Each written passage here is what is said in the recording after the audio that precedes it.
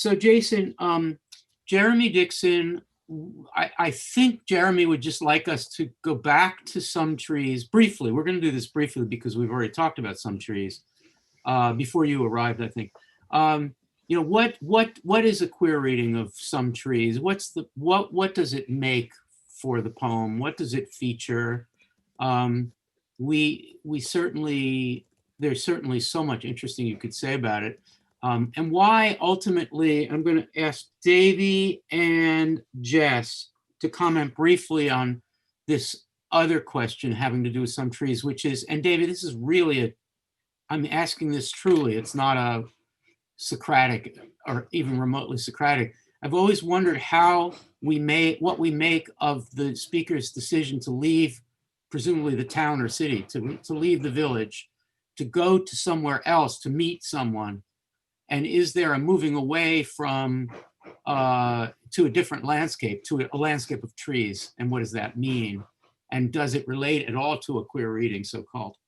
So Jason, get us started. Don't try to do the whole reading, but get us started on a queer reading for Jeremy. And the whole thing can be read as a kind of leaving of the queer outsider literally leaving and wandering outwards away. In the sense of looking for someone? Yeah, well, I mean, as though, to arrange by chance is a paradox. You can't arrange, you can arrange by chance in a certain way, but you can't determine the arrangement. That's right. So to meet as far this morning from the world as agreeing with it, you and I are suddenly what the trees try to tell us we are, that they're merely being there means something. That in a way the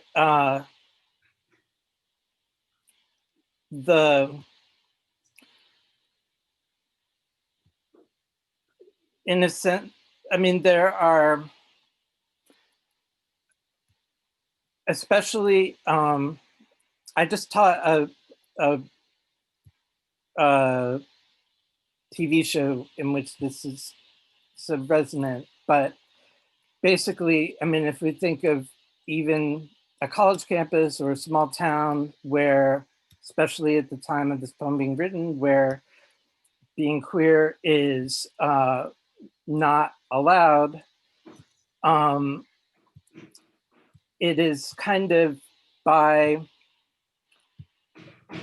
chance, the necessity, like chance necessity, in the way that the trees are where they are. Mm. And kind of the outsiders who leave looking for more or for something else or for even the unknown are put themselves in the position of being able to encounter someone else in the same position. Yeah, I love that. Davey, I'm dying to hear what you think about this question of moving outward from a social space, maybe a community, to the trees, and whether this kind of is up your alley in the way you've been thinking things about it as a critic and theorist.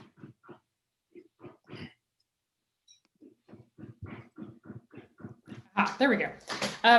So one of our students in our credit bearing course came to my office hour yesterday to ask me pretty much a version of this question, which is, what would an eco-critical reading of this poem like? And the reason that I want to bring that in is that there's kind of in queer studies 20 years ago, there was a lot of anxiety about like, we really only think about queer people in cities. And queer people's lives, like many people's lives, are many, many different things. And the idea of the queer image, the image of the queer person in the city, is a really false image that is not representative of queer and trans people's lives.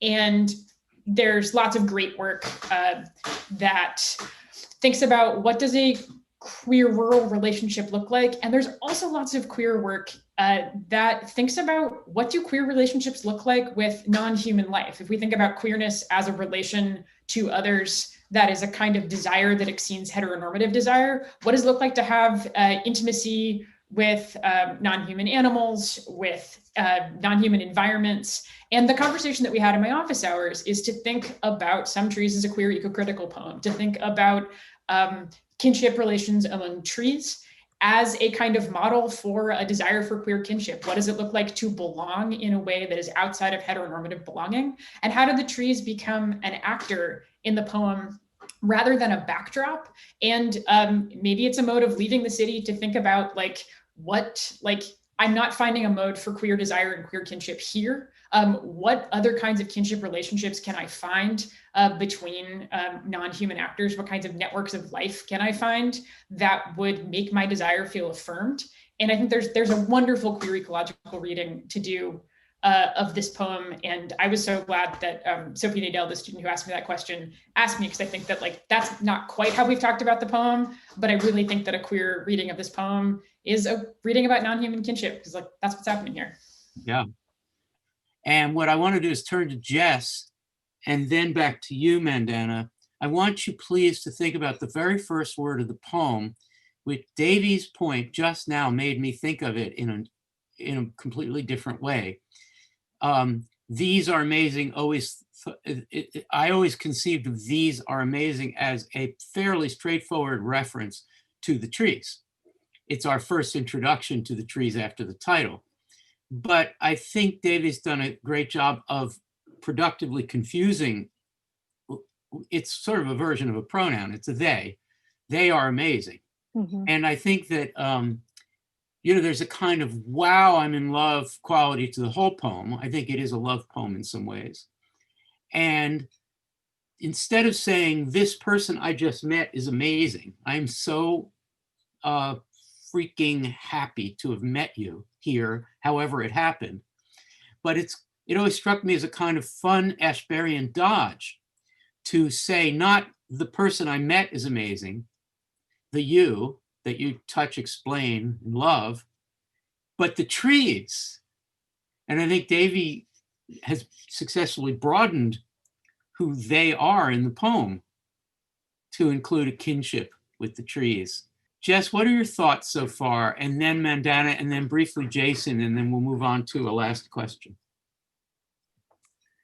Yeah, I mean, this is a fascinating discussion, and I certainly don't have the familiarity with the sort of past like queer readings of this poem, but I'm definitely on board with the sort of queer ecological reading, the sense of trees like offering a model of kinship or intimacy that's like very attractive in this moment. And I think there is something to be said for the stanza that I think Jason read out, this meeting as far from the world as agreeing with it, namely the world. That's like a queer structure of feeling, if there ever was one, like finding that distance from the world that allows you to actually inhabit it and to find intimacies within it.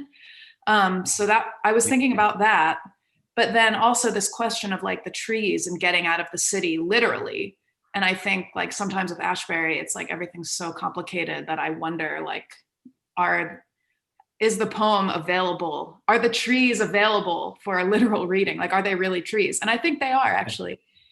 And I think like this movement away from a social space, an urban space potentially that like kind of goes against your own grain is really important. And I think that like we see the fit of the poet in the urban space, but we also see the discomfort and the awkwardness too. And so this just presents the sort of other side of that. Like what happens if you just leave that environment and go elsewhere.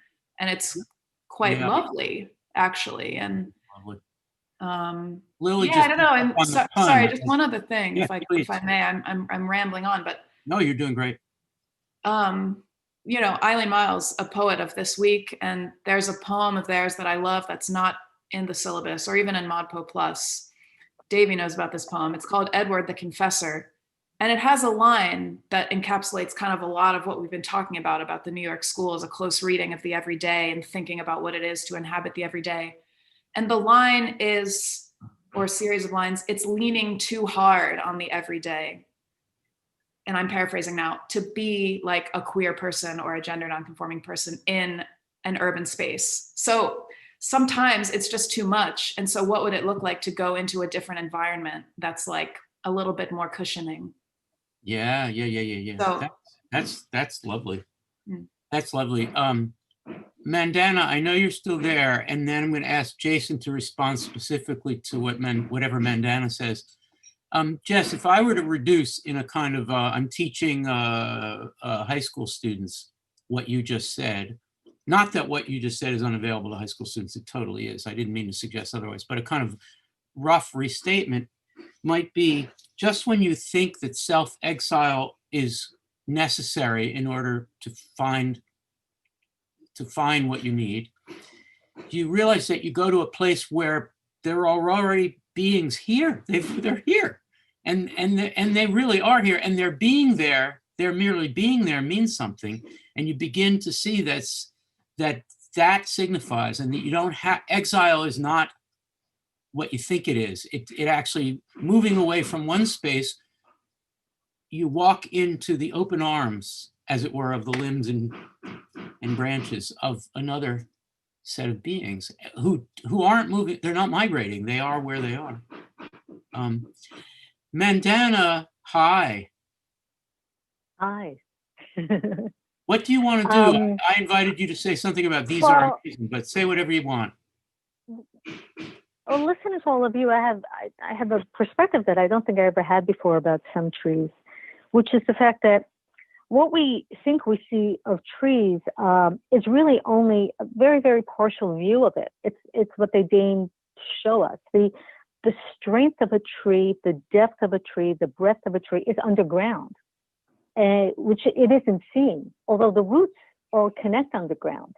But in terms of a queer reading of it, I'm wondering whether that might be another way of looking at some trees, in the sense that there's an underground relationship that isn't visible to the heteronormative eye, so to speak.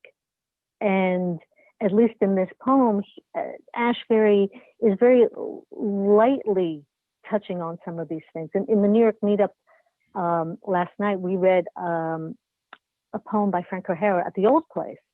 And that is literally, it names people, it names things that, again, were probably hidden to most people's eyes in the 50s, but he wrote about them in a very public way. And my suggestion is that some trees is a very, very light-handed touch of that. But still, if you look at the tree itself, it's implying something grander. It's implying something that's been around a very long time before we even really see it.